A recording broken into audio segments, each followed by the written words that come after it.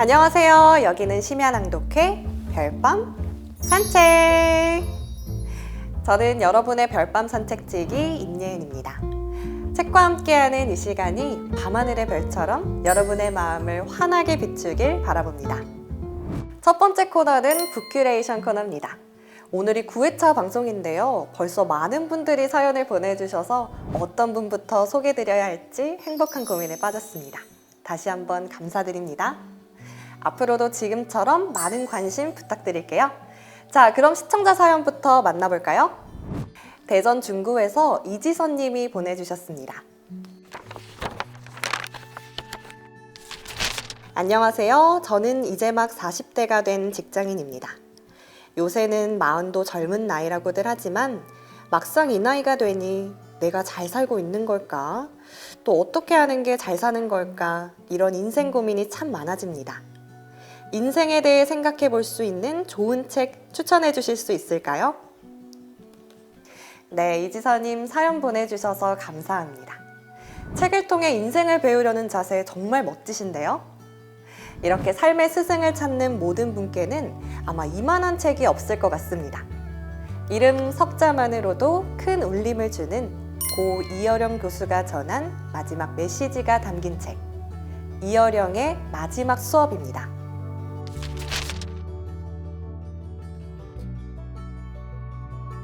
이어령 교수는 1988년 서울올림픽 개폐회식 행사를 총괄 기획했는데요. 벽을 넘어서라는 슬로건과 또 굴렁쇠 소년으로 한국을 전 세계에 알린 것으로 유명하죠. 1990년에는 초대 문화부 장관으로 재임하며 문화예술 발전에 큰 공헌을 했습니다. 책 제목이 이어령의 마지막 수업이지만 저자는 경제지 문화 전문 기자 김지수 작가입니다. 그는 김지수의 인터스텔라라는 시리즈로 수많은 인사들을 인터뷰하며 이미 그 실력을 인정받은 인터뷰어죠. 그런 그가 이어령 교수와의 인연으로 이 책을 펴내게 됐습니다. 그런데 왜 마지막 수업일까요? 네, 이어령 교수는 오랜 암투병으로 죽음을 눈앞에 두고 있었기 때문인데요. 시대의 지성이라 불리며 많은 이들에게 영감을 선사한 이어령 교수. 저자는 그의 마지막 메시지를 약 1년간 16번의 인터뷰를 통해 담아냈습니다. 낭독 듣기에 앞서 소중한 영상 편지가 도착해 있는데요. 지금은 고인이 되신 이어령 교수님이 독자들에게 전하는 소중한 이야기를 먼저 만나보시고 이어서 낭독 듣겠습니다. 저는 대학을 은퇴하고 또 몸에 병을 얻은 후에 대학 강의는 이것이 끝이다 라고 생각할 때 찾아온 사람이 이 김지수 작가예요. 뜻하지 않았던 얘기입니다. 그러나 저는 여태까지 대학 강사 시절부터 교수까지 너무나 많은 학생들 앞에서 강연을 했습니다. 강의를 했지요. 최소 200명에서부터 500명 대단히 강해요. 그래서 뭔지 씨 뿌리기처럼 내 말이 더 많은 사람한테 듣는 것도 좋지만 정말 몇 사람 앉아서 오손도손 얘기하는 그런 분위기의 강의를 한번 해봤으면 하는 게 소원이었는데 김수지 작가가 내가 일주일에 한 번씩 올 테니 독과에 좀 해서 저한테 마지막 강연을 해주세요. 수업을 받고 싶습니다. 그래요. 이 기회에 마지막으로 이 김지수 작가와 내 자신이 사치스러운 강연을 한번 해보자. 단 둘이서 하고 싶은 말을 해보자. 숫자가 많았기 때문에 못했던 말, 또 격식이 있었기 때문에 삼가하던 말을 오손도손 이야기하듯이 이야기를 마지막 남기고 싶다. 그것이 김지수 작가가 책으로 내는 이어령과의 마지막 수업입니다. 백아라고 하는 진나라 때 아주 그 검은 거를 잘 키는 사람이 있었어요. 천하에 제일 잘 치는 사람인데 그 친구의 종작이라고, 그 많은 사람이 자기의 검은 거 소리를 듣지만 종작이가 가장 잘 감상할 줄 알고 자기는 검은 거를 못 쳐도 백아의 검은 거 연주를 제일 좋아하고 이해한 사람이 종작이었는데 그만 종작이가 죽습니다. 그래서 그 다음에는 다시는 검은고를 키지 않았다. 살아있어도 들어줄 사람이 없으면, 정말 자기의 음악을 진실로 이해하는 사람이 없으면 자기는 더 이상 연주를 하지 않았다. 그런 뜻에서 내가 배가고 김지수 작가가 종작이라 하는 얘기가 아니라 그래도 내 말을 잘 알아듣고 그리고 서슴없이 질문하고 그리고 그것을 글로 옮기는 라스트 인터뷰를 했어요.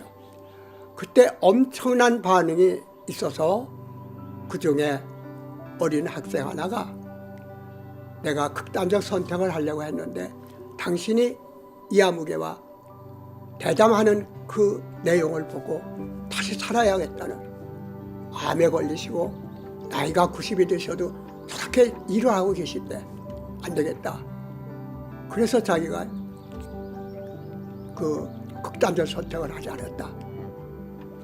그 얘기가 댓글에 뭐 한 7천여 개의 그 많은 댓글이 달렸는데 그런 게 있었다는 거예요.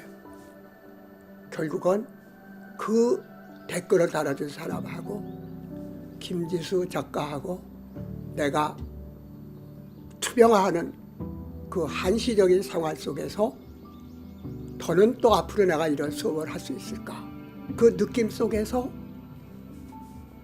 내 마음속에 있었던 거, 사소한 이야기들, 그런 것을 이야기를 했는데 그것이 책으로 돼서 이번에 나온다고 그래요. 제일 먼저 독자가 누구겠어요? 제가 그 독자가 될 것입니다. 여러분들은 제 마지막 목소리를 이 책에서 들으시고 서툴고 팩트가 틀리더라도 사람이 마지막에 남기고 싶은 말에는 설령 잘못된 팩트가 있어도 진실성이 담겨져 있구나. 그렇게 알면 저는 배가가 되고 여러분들은 종자기가 되는 행복한 순간이 오늘 이 시간에 펼쳐지리라고 봅니다.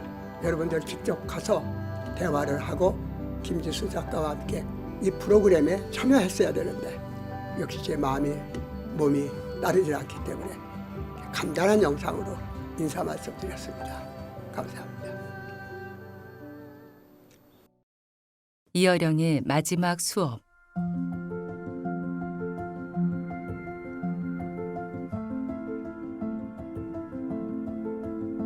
이번이 내 마지막 인터뷰가 될 거예요. 라는 말이 담긴 이어령 마지막 인터뷰. 죽음을 기다리며 나는 탄생의 신비를 배웠네. 기사가 나갔던 2019년 가을 이후로 세상은 달라졌다. 인터뷰 전문 기자로의 내 인생 또한 그 기사 이전과 이후로 나뉘었다. 그것은 하나의 전환점이 되었다. 당시 나는 늘 그렇듯 사무실 한켠에서 새벽까지 홀로 또각거리며 자판을 두드렸고 집에 와서 잠자리에 누웠다. 옆에 누운 두 아이의 새카만 머리통과 자그만 두덩이의 발바닥을 더듬어 만져보며 살아있다는 것의 생명감에 몸을 떨었다. 기사를 완성하기까지 혹 그 사이에 선생님이 떠나실까봐 얼마나 가슴을 졸였는지 모른다. 출고 버튼을 누른 후에는 또다시 내가 이 어른의 마지막 말을 전할 자격이 되나 두렵고 송구해서 뒤척였다. 그리고 정확히 그날 아침 7시부터 내 전화통은 불이 나기 시작했다. 사람들은 내 것인 줄 알았으나 받은 모든 것이 선물이었다. 라는 이어령 선생님의 메시지에 반응했다. 이어령 선생님의 말처럼 죽음이 무엇인지 알게 되면 삶이 무엇인지 알게 된다가 이 인터뷰의 핵심이다. 돌아보면 선생이 이 시대에 태어나 대중 앞에 서서 쓰고 말한 모든 것도 한 문장으로 압축된다. 메멘토 모리, 죽음을 기억하라. 죽음이라는 거대한 동굴을 들여다보고 그 벽에 삶이라는 빛의 열매를 들이우는 능력은 선생이 가진 특별한 힘이다. 죽음은 생명을 끝내지만 말을 끝내는 것은 아니다. 라는 그의 예지는 너무도 생생해서 살았거나 죽었거나 상관없이 그의 힘찬 육성이 일상 곳곳을 파릇파릇하게 파고든다. 결과적으로 그는 내게 어둡고 눅눅한 임사 체험이 아닌 무섭도록 강렬한 탄생의 체험을 들려주었다. 내가 이어령 선생의 마지막 이야기를 담은 더 깊은 라스트 인터뷰를 단행본으로 진행하기로 했다고 하자 지인들은 다정하게 환호했다. 그 대화는 마치 모리와 함께한 화열 같은 책이 되겠군요. 죽어가는 노 교수가 인생에서 가장 소중한 가치를 들려주는 마지막 수업. 흥미로워요.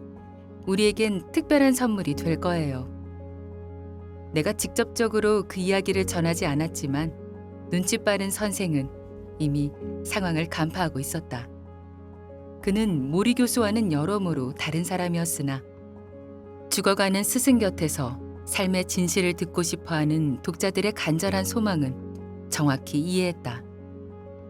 이어령 교수는 모리 교수보다 육체적으로나 지적으로 자아가 더 강렬하고 매 순간 활활 타오르는 사람이었다. 그를 볼 때마다 나는 화라산 같다는 느낌을 받았다. 한 번도 지적 폭발을 멈추지 않은 화라산 같은 선지자. 르게릭병을 앓았던 모리는 제자인 미치 앨범에게 헝클어진 백발, 힘없는 팔다리, 침을 흘리고 화장실에서 일어서지 못하는 모습 등 생명이 사그러드는 모든 과정을 공유했으나 이어령은 내게 면도하지 않은 모습조차도 보여주기 싫어했다. 옥색 스웨터와 면바지를 입은 168cm의 이 단정한 위인은 중국차와 싱싱한 청포도, 호두를 가득 담은 볼이 놓인 기다란 테이블에서 나를 기다렸다. 나는 대화를 시작할 때마다 이어령 선생에게 몸 상태가 어떠한지를 매번 묻곤 했다.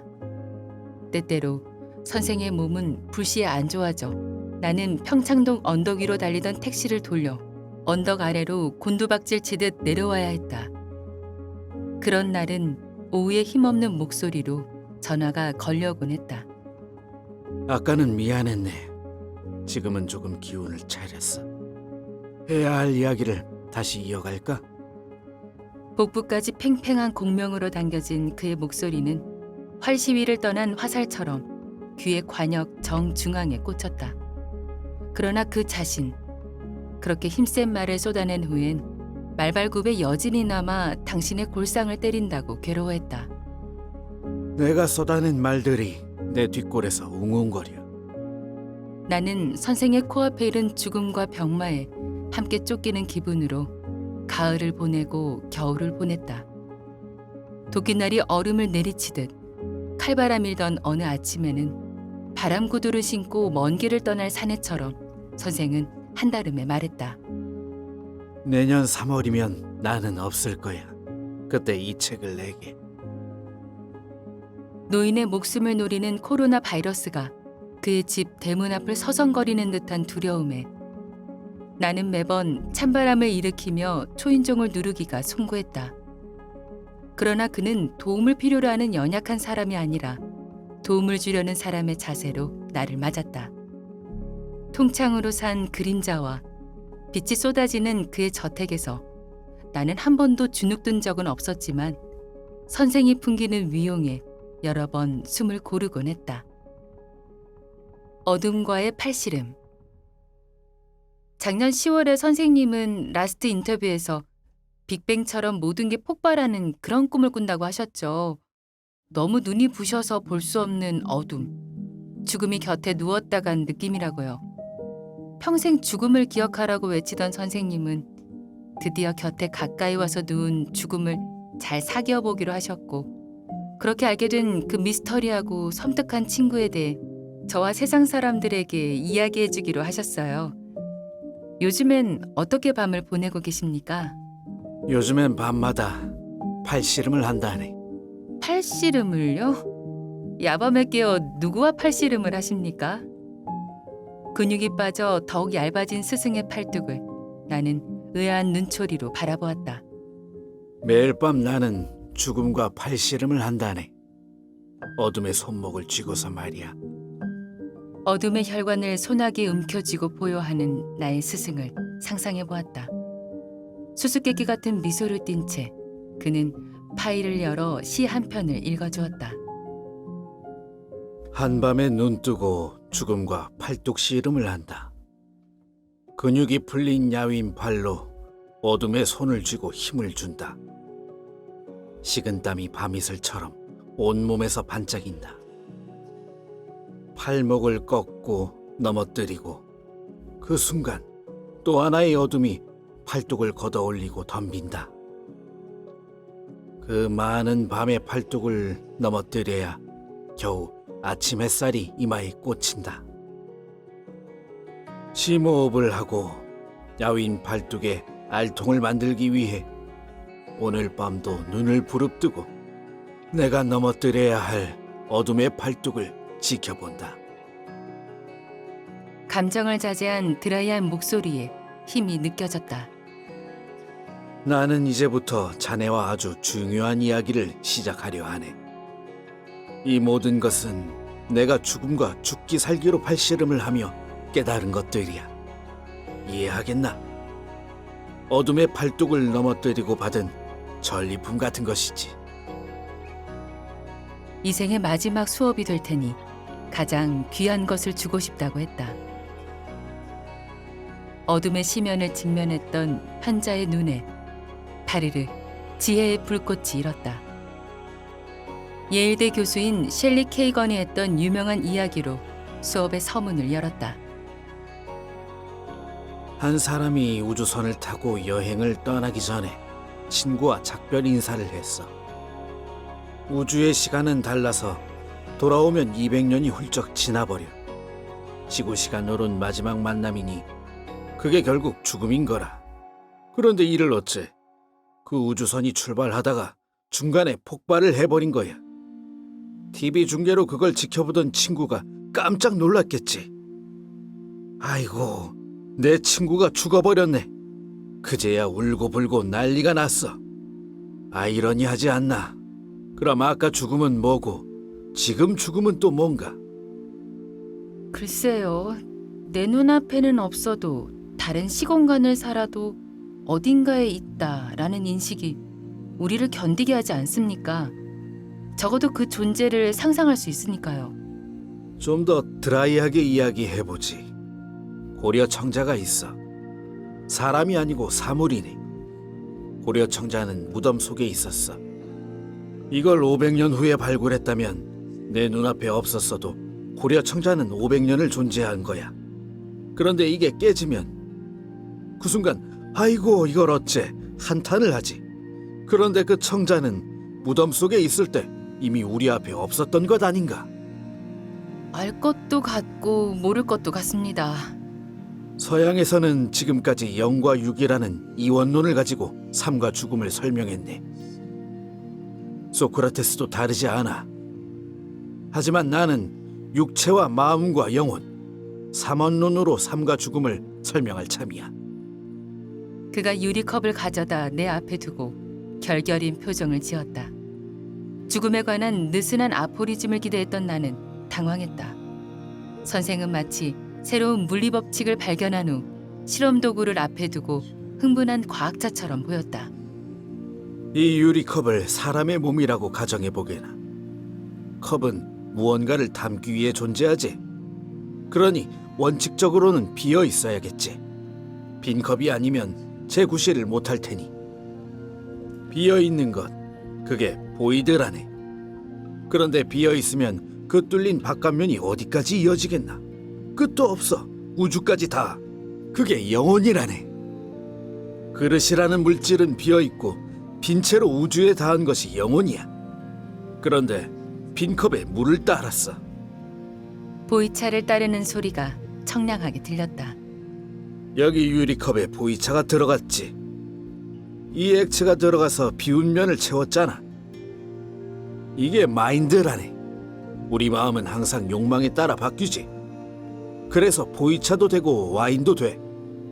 똑같은 육체인데도 한 번도 같지 않아. 우리 마음이 늘 그러잖아. 아침 다르고 저녁 다르지. 네, 날씨처럼 변하는 게 감정이죠.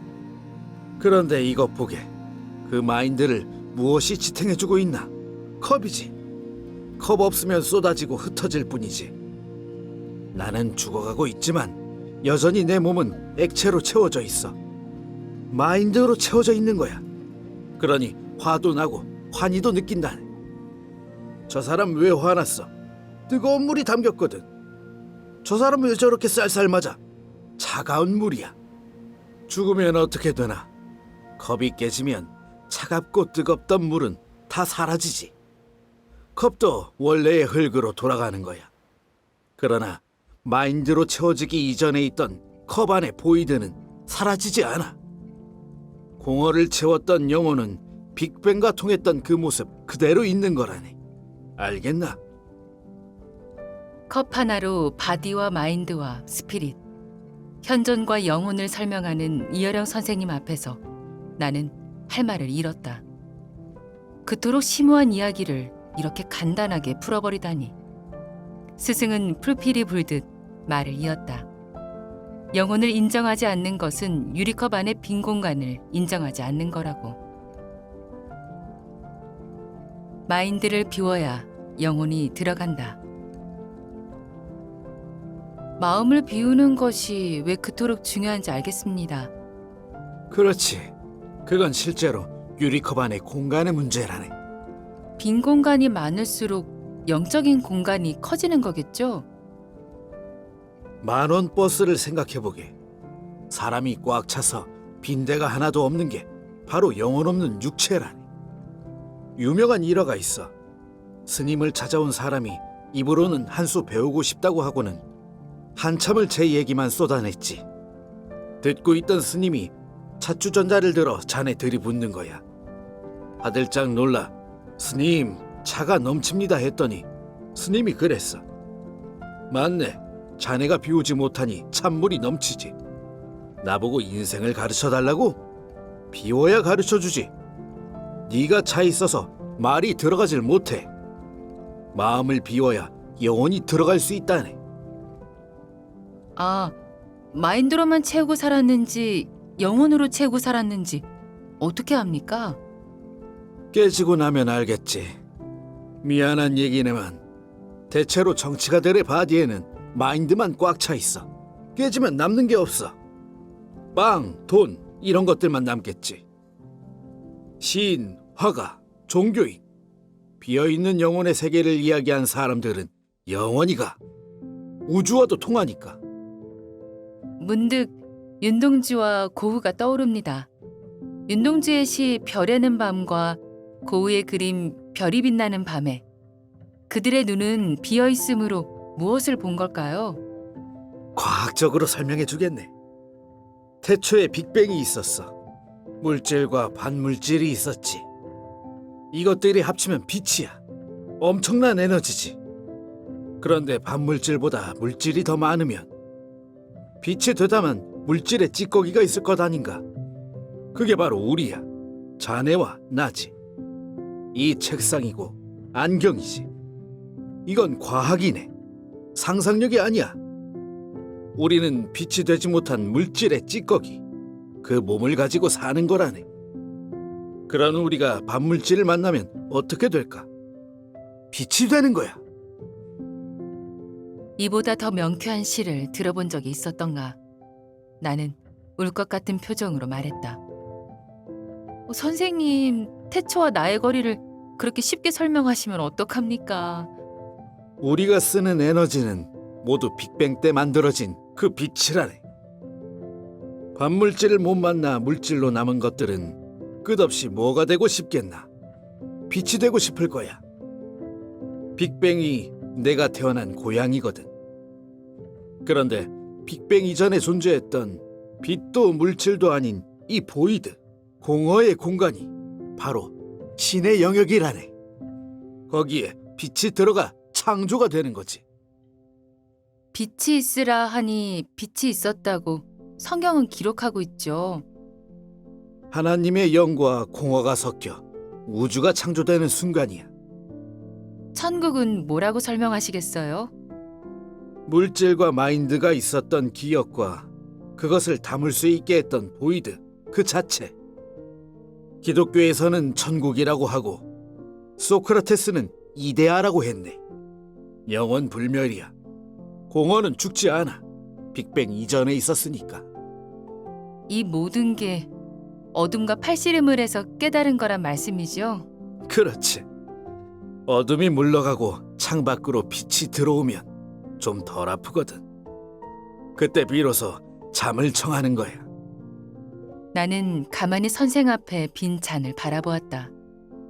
컵 하나에 굳은 몸과 컵 하나에 조석지변하는 마음과 컵 하나에 담긴 태초의 공허를 가득 찬 술잔으로 찰랑대며 살아가는 보통의 사람들과 비어있는 찻잔으로 우주의 공허와 맞닿은 영적인 사람들이 뒤엉켜 돌아가는 세상. 서로의 술잔을 부딪히며 가끔 우주를 향해 제 각자의 언어로 건배사를 하며 정신없이 살던 어느 날 이어령이라는 어른을 만나 그가 어둠과 팔씨름으로 값을 치른 달고 깊은 공허를 나눠 마시고 있는 것이다. 죽음은 철창을 나온 호랑이가 내게 덤벼드는 일.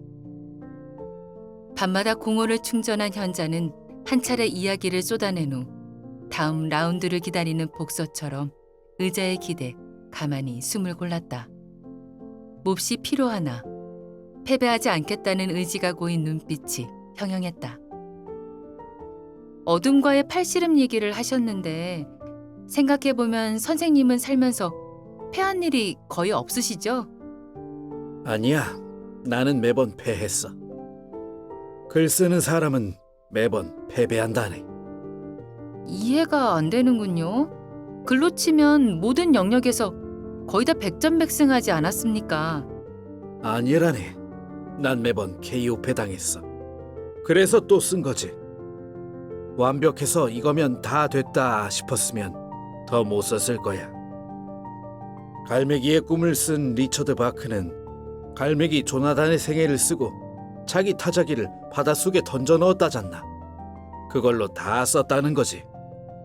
난 그러지 못했네. 내가 계속 쓰는 건 계속 실패했기 때문이야. 정말 마음에 드는 기막힌 작품을 썼다면 머리 싸매고 다시 책상 앞에 앉았을까 싶어. 글을 쓴다는 것은 앞에 쓴 글에 대한 공허와 실패를 딛고 매번 다시 시작하는 것이라고 그가 환하게 웃었다.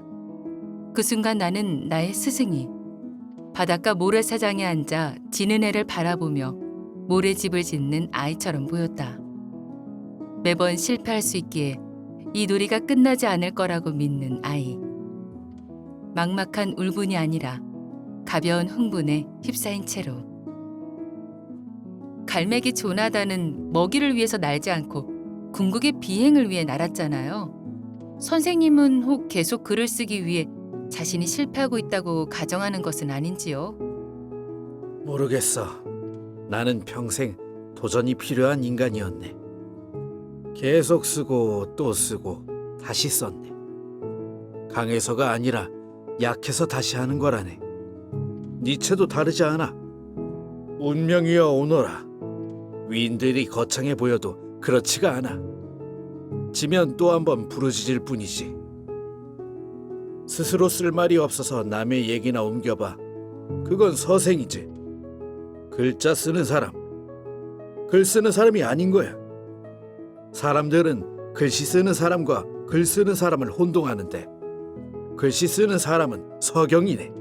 베끼는 사람. 보다시피 나는 지금 많이 아프네. 말할 수 있는 시간은 갈수록 짧아져. 그래서 내가 이제부터 남은 이들을 위해 각별하듯 내 이야기를 해볼까 하네. 무슨 말씀이든지요? 그게 희망이 될지 선물이 될지 나는 모르지만 내가 지금 할 수 있는 게 그거니까. 남아있는 세대를 위해서요. 상처 입은 복서가 몸을 일으키듯 말이 몸을 일으켜 다시 초원 위에서 달릴 준비를 하고 있었다. 나는 도덕적이고 이타적인 사람이 아니야. 오히려 에고이스트지. 에고이스트가 아니면 글을 못 써. 글 쓰는 자는 모두 자기 얘기를 하고 싶어 쓰는 거야. 자기 생각에 열을 내는 거지. 어쩌면 독재자하고 비슷해. 지독하게 에고를 견지하는 이유는 그래야만 만인의 글이 되기 때문이라네. 남을 위해 에고이스트로 사는 거지. 암요. 자아를 통과한 글만이 만인의 심장을 울리니까요. 선생님은 지난번 저와의 인터뷰에서 모든 것이 내가 받은 선물이었다라고 하셨어요. 일단 그것부터 시작할까요? 기억하고 있네. 나처럼 암에 걸린 사람을 위해 과학자들은 특효약을 만들려고 노력하지. 그런데 나는 과학자도 영웅도 그렇다고 의지가 강한 사람도 아니야. 충청도 사람이라 독하지도 못해. 독하지도 않은 나 같은 사람이 암에 걸려 죽을 때까지 자기 일을 할 수 있다면 암이 뭐가 무섭겠나? 내가 암세포 죽이는 약은 못 만들어도 암에 걸린 사람을 위한 정신치료제는 만들 수 있지 않겠나? 먼저 가신 따님 이민아 목사님도 그랬습니다. 나중된 자가 먼저 된다는 말이 있지. 내 딸이 그렇게 열심히 살다 갔어. 인간은 암 앞에서 결국 죽게 된다네. 이길 수 없어. 다만 나는 죽을 때까지 글을 쓰고 말을 하겠다는 거지. 하고 싶은 일을 다 해나가면 그게 암을 이기는 거 아니겠나? 방사선 치료받고 머리털 빠지며 2, 3년 더 산다 해도 정신이 다 헤쳐지면 무슨 소용인가? 그 뒤에 더 산 건 그냥 산 거야. 죽음을 피해 산 거지. 세 사람 중 한 명은 걸려서 죽는다는 그 위력적인 암 앞에서 누군가는 저렇게도 죽을 수 있구나 하는 그 모습을 남은 시간 동안 보여주려 하네. 스승이 치열하게 죽어가는 모습을 눈 똑똑히 뜨고 보라고 그가 내 마음의 고삐를 바투 쥐었다. 나는 이어령 선생님이 무슨 말을 하는지 알 수 있었다. 우리 모두 죽음의 스승이 필요하다는 것. 그리고 나의 스승은 바로 눈앞에 앉아 있었다. 두렵고 또한 설레어서 나는 펜을 쥔 손을 바들바들 떨었다. 첨단 기계를 좋아하는 선생과 달리 기계를 싫어하는 나는 인터뷰할 때 녹음기를 거의 사용해 본 적이 없었지만 이번만큼은 달랐다. 마음을 고쳐먹고 힘껏 녹음기 버튼을 눌렀다. 빛이 있으라 하니 빛이 있었다는 성경의 기록처럼 이 빛의 순간을 목격하는 은혜받은 기록자가 되리라. 길고도 짧은 작별 인사. 얼마나 멋진 시간이 될 것인가. 가을빛이 식탁을 비췄고 은쟁반 위에 놓인 살진 포도송이의 연두빛이 싱그러웠다. 공포는 없으신지요? 자신은 없네. 엘리자베스 퀴블러 로스라는 사람은 최초로 죽음학을 했고 죽음에 대한 강의를 그렇게 많이 했는데도 정작 자기가 암에 걸리고는 감당을 못했어. 그것을 본 한 기자가 물었지. 당신은 임종하는 사람을 지켜보며 그렇게 많은 희망을 줬는데 왜 정작 당신의 죽음 앞에서 화를 내고 있느냐? 로스가 이렇게 답했다네. 지금까지 내가 말한 것은 타인의 죽음이었어. 동물원 철창 속에 있는 호랑이였지. 지금은 아니야. 철창을 나온 호랑이가 나한테 덤벼들어. 바깥에 있던 죽음이 내 살갗을 뚫고 오지. 전혀 다른 거야. 전두 여부로 생각하는 죽음과 척추신경으로 감각하는 죽음은 이토록 거리가 멀다네. 시한부 삶을 선고받을 때 인간은 부정, 분노, 타협, 우울, 수용의 5단계를 거친다고 가르쳤던 정신과 의사 퀴블러 로스. 그토록 오래 죽음에 훈련된 사람도 보통의 인간들처럼 부정과 분노로 출발해서 똑같은 절차를 거쳐갔다니. 철창 속의 호랑이와 철창 밖의 호랑이라는 말에 심장이 오그라들었다. 죽음 앞에 인간은 얼마나 몸서리치게 작은가. 죽음 앞에서는 연습도 오만이라고 이군의 정신의학자도 그러더군요. 살아서 하는 인종 연습조차 어릿광대 같은 노름이라고요. 테레사 수녀도 다르지 않았다니. 로스처럼 죽음을 저주하진 않았지만 마지막까지 하나님의 부르심이 없었다고 탄식했지. 성처녀였으나 고통스럽게 죽었어. 암 환자였던 신부 이야기도 있어. 암 환자인 신부가 고해소에 앉아 다른 신부에게 이야기를 시작했다네. 나 암이야. 안 됐군. 그런데 나도 암이라네. 그런데 자네는 내게 무슨 고해를 하려고 왔나? 여태껏 나는 신의 부르심이 없었어. 아무것도 들리지 않고 보이지 않았다네. 자네 정말 몰랐나? 지금 자네가 나한테 고해 성사를 하고 있지 않나? 그게 콜링이야. 하나님의 인도하심이지. 자, 이 대화를 듣고 어떤 생각이 드나? 고통 속의 의심, 진정, 토로. 그 자체가 신의 부르심이라는 말씀인가요? 맞아. 그게 신의 응답이지. 로스도 그 신부도. 이해할 수 없습니다. 고통 없는 죽음이 콜링인 줄 알았나? 아니야. 고통의 극에서 만나는 거라네. 그래서 내가 누누이 이야기했지. 니체가 신을 제일 잘 알았다고 말일세. 신이 없다고 한 놈이 신을 보는 거라네. 신이 있다고 생각하는 사람은 정작 신을 못 봐. 니체 이야기를 더 해볼까? 니체가 어떻게 죽은 줄 아나? 수업 잘 들으셨나요? 여러분은 어떤 메시지가 가장 마음에 남으셨나요? 저는 진행자다 보니 이 인터뷰의 뜻, 인터뷰 사이에서 본다는 말이 가장 와닿았습니다. 앞으로도 여러분과 책들 사이에서 더 아름답고 위로가 되는 것들을 많이 보여드리겠습니다. 좋은 밤, 별밤 되세요. Before summer has gone away.